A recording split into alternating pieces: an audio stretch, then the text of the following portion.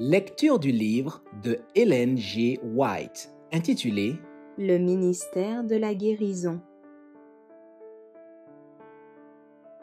Chapitre 16. La prière pour les malades. L'Écriture dit qu'il faut toujours prier et ne point se relâcher. Luc 18, verset 1. Si jamais on éprouve le besoin de prier, c'est bien lorsque les forces nous abandonnent et que la vie semble nous échapper. Ceux qui ont une bonne santé oublient souvent les bienfaits dont ils sont comblés jour après jour, année après année, et ne se montrent pas reconnaissants envers le Seigneur. Mais lorsque vient la maladie, ils s'en souviennent, et ils ne tardent pas à réclamer l'assistance de Dieu, qui ne se détourne jamais de l'âme, implorant sincèrement son secours. N'est-il pas notre refuge dans la maladie comme dans la santé? Comme un père a compassion de ses enfants, l'Éternel a compassion de ceux qui le craignent, car il sait de quoi nous sommes formés.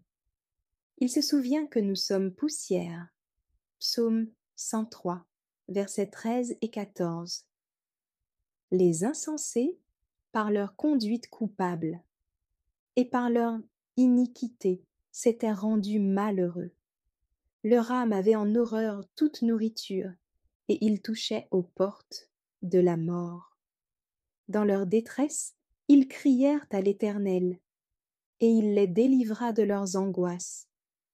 Il envoya sa parole et les guérit. Il les fit échapper de la fosse.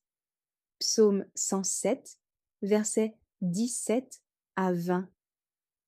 Dieu est aujourd'hui tout aussi disposé à rendre la santé aux malades que lorsque le Saint-Esprit inspirait ses paroles aux psalmistes. Le Christ est encore le médecin compatissant comme au cours de son ministère terrestre. En lui se trouve un baume pour toutes les maladies, une puissance de guérison pour toutes les infirmités. Ses disciples actuels doivent prier pour la guérison des malades comme l'ont fait ceux d'autrefois, et leur requête sera exaucée, car la prière de la foi sauvera le malade. La puissance du Saint-Esprit est à notre disposition, et la calme assurance de la foi peut se prévaloir des promesses divines. Le Seigneur n'a-t-il pas dit « Ils imposeront les mains aux malades, et les malades seront guéris » Marc 16, verset 18. Ces paroles sont aussi dignes de confiance qu'au jour des apôtres. C'est un privilège que notre foi devrait s'approprier. Les serviteurs du Christ sont des instruments par lesquels il désire manifester sa puissance de guérison. Nous devons présenter à Dieu, par la foi, les malades et tous ceux qui souffrent, et leur apprendre à se confier au grand médecin. C'est la volonté du Sauveur que nous encouragions les malades, les affligés et les découragés à s'appuyer sur sa force. Par la foi et la prière, la chambre du malade deviendra un Béthel. Par leurs paroles et leurs actes, les médecins et les infirmières devraient pouvoir dire avec assurance « L'Éternel est présent en ce lieu, non pour détruire, mais pour sauver. » Le Christ désire manifester sa présence dans la chambre du malade, remplissant les cœurs des médecins et des infirmières de la douceur de son amour. Si la vie de ceux qui assistent les souffrants est telle que le Christ peut les accompagner au chevet du patient, celui-ci sera convaincu de la présence du Sauveur compatissant. Et cette conviction contribuera beaucoup à la guérison de l'âme et du corps. Dieu entend nos prières. Jésus disait « Si vous demandez quelque chose en mon nom, je le ferai. » Et encore « Si quelqu'un me sert, le Père l'honorera. » Jean 14, verset 14, 12, verset 26. Si nous suivons sa parole, toutes ses promesses s'accompliront. Nous sommes indignes de sa grâce, mais si nous nous donnons à lui, il nous accepte avec joie. Il opère par et pour ceux qui le suivent. Nous ne pouvons nous attendre à bénéficier des promesses de la parole de Dieu que si nous nous conformons à ses enseignements. Le psalmiste dit: Si j'avais conçu l'iniquité dans mon cœur, le Seigneur ne m'aurait pas exaucé. Psaume 66, verset 18.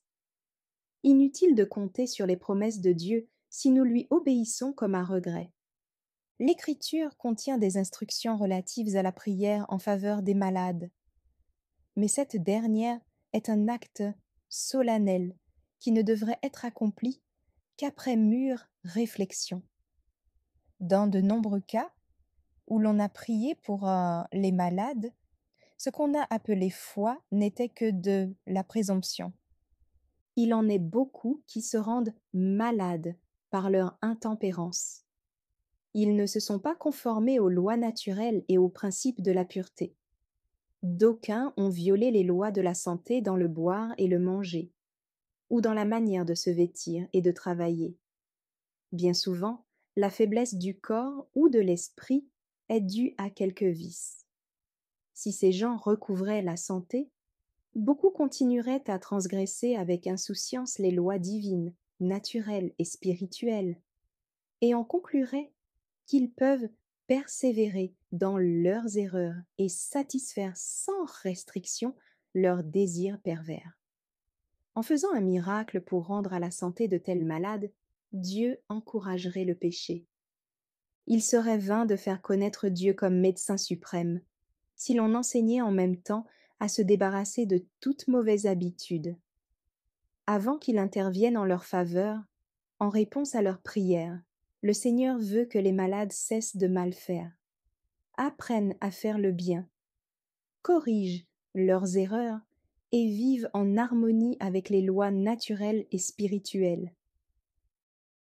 Confession des péchés. Il faut faire comprendre aux malades désireux que l'on prie pour leur guérison que la violation des lois divines, qu'elles soient physiques ou spirituelles, est un péché, et que pour recevoir la bénédiction d'en haut, ce péché doit être confessé et délaissé. L'Écriture nous dit: Confessez vos péchés les uns aux autres, afin que vous soyez guéris. Jacques 5, verset 16. Dites à celui qui demande que l'on prie pour lui: Nous ne saurions lire dans votre cœur. Vous êtes seul, avec Dieu, à connaître les secrets de votre vie. Si vous vous repentez de vos péchés, vous devez les confesser au Christ, seul médiateur entre Dieu et l'homme. Si quelqu'un a péché, dit l'apôtre Jean, nous avons un avocat auprès du Père, Jésus-Christ le juste. 1 Jean 2, verset 1. Tout péché constitue une offense à Dieu et doit être confessé par l'intermédiaire du Sauveur. Que le péché commis publiquement soit confessé publiquement, et que le tort causé au prochain soit réparé après entente entre les deux parties. Si celui qui demande la guérison s'est rendu coupable de médisance, s'il a semé la discorde dans sa famille, dans son voisinage ou dans l'Église, s'il a attisé les rancunes et les haines, si, d'une manière ou d'une autre, il a induit son prochain au péché, il faut qu'il s'en confesse devant Dieu et devant ceux qui ont été offensés. Si nous confessons nos péchés, Dieu est fidèle et juste pour nous les pardonner et pour nous purifier de toute iniquité. 1 Jean 1, verset 9. Les torts, une fois réparés, on peut présenter au Seigneur avec une foi sereine les besoins du malade. Dieu connaît chacun par son nom. Il prend soin de chaque individu comme s'il était le seul pour lequel il est donné, son Fils. Ce grand amour, cette bonté fidèle devrait encourager les malades à mettre en lui leur confiance. L'anxiété entraîne la faiblesse et la maladie. Il faut donc bannir les sentiments déprimants pour que les chances de guérison soient plus grandes. L'œil de l'Éternel est sur ceux qui le craignent, sur ceux qui espèrent en sa bonté. Psaume 33, verset 18. Souvenons-nous que dans nos prières en faveur des malades, nous ne savons pas ce qu'il nous convient de demander. Romains 8, verset 26. Nous ignorons si la bénédiction que nous sollicitons est ce qu'il y a de meilleur. C'est pourquoi nous devrions toujours nous adresser à Dieu en ces termes. Seigneur, tu connais tous les secrets de notre âme. Tu connais les personnes pour lesquelles nous te prions. Jésus, leur avocat, a donné sa vie pour elles. Il les aime plus que nous ne pouvons les aimer. Si donc c'est pour ta gloire et pour leur bien, nous te prions au nom de Jésus que leur santé soit rétablie. Si ce n'est pas ta volonté, nous te supplions que ta grâce les réconforte et que ta présence les soutienne dans leurs souffrances. Dieu voit la fin dès le commencement. Il connaît le cœur des hommes, tous leurs secrets. Il sait si les malades pour lesquels on prie pourraient ou non endurer les épreuves s'ils devaient continuer à vivre. Il sait si leur vie serait un bien ou un mal pour eux et pour leurs semblables. C'est pourquoi nous devons dire, même dans nos prières les plus instantes, que ma volonté ne se fasse pas, mais la tienne. Luc 22, verset 42. C'est ainsi que le Sauveur priait dans le jardin de Gethsémane. Mon Père, disait-il, s'il est possible que cette coupe s'éloigne de moi. Matthieu 26, verset 39. Si le Fils de Dieu a prononcé ces paroles, à combien plus forte raison devrait-elle se trouver sur les lèvres d'hommes faibles et mortels? Ce que nous avons de mieux à faire, c'est de présenter nos requêtes à notre Père céleste et de mettre toute notre confiance en lui. Nous savons que Dieu nous entend lorsque nos prières sont conformes à sa volonté. Mais il n'est pas bon d'insister, d'oublier que nous devons nous soumettre. Il ne faut pas que nos prières revêtent la forme d'un ordre, mais celle d'une supplication. Dans certains cas, Dieu opère la guérison d'une manière visible et immédiate. Mais tous les malades ne sont pas guéris. Beaucoup s'endorment dans les bras du Sauveur. Jean, le voyant de Patmos, a écrit « Heureux dès à présent les morts qui meurent dans le Seigneur. » Oui, dit l'Esprit, afin qu'ils se reposent de leurs travaux, car leurs œuvres les suivent. Apocalypse 14, verset 13. Si les malades ne sont pas tous ramenés à la santé, il ne faut cependant pas penser qu'ils manquent de foi. Nous désirons tous que le Seigneur réponde immédiatement et directement à nos prières, et nous sommes tentés de nous décourager lorsque ce n'est pas le cas. Mais Dieu est trop sage et trop bon pour nous exaucer de la manière et au moment que nous avons choisi. Il veut faire pour nous bien plus et bien mieux que de réaliser tous nos désirs. Nous pouvons avoir confiance en sa sagesse et en son amour. Ne lui demandons pas de nous exaucer selon notre volonté, mais selon la sienne. Nos désirs et nos projets devraient tendre à accomplir sa volonté. L'épreuve de notre foi est pour notre bien. Celle-ci repose-t-elle uniquement sur la parole de Dieu, ou est-elle incertaine, chancelante, et dépend-elle des circonstances? La foi s'affermit par l'exercice, et nous devons savoir attendre avec patience, en nous souvenant que les Écritures contiennent de précieuses promesses pour tous ceux qui se confient en Dieu. Beaucoup ne comprennent pas ces principes. Ils sollicitent la grâce du Seigneur et pensent qu'ils doivent recevoir une réponse immédiate à leurs prières, sinon leur foi vacille. Ceux qui sont affaiblis par la maladie ont donc besoin de sages conseils afin d'agir avec discernement. Ils ne devraient pas oublier leur devoir envers les amis qui leur survivront peut-être, ni négliger l'emploi des remèdes naturels pour la restauration de la santé. On risque souvent ici de commettre une erreur.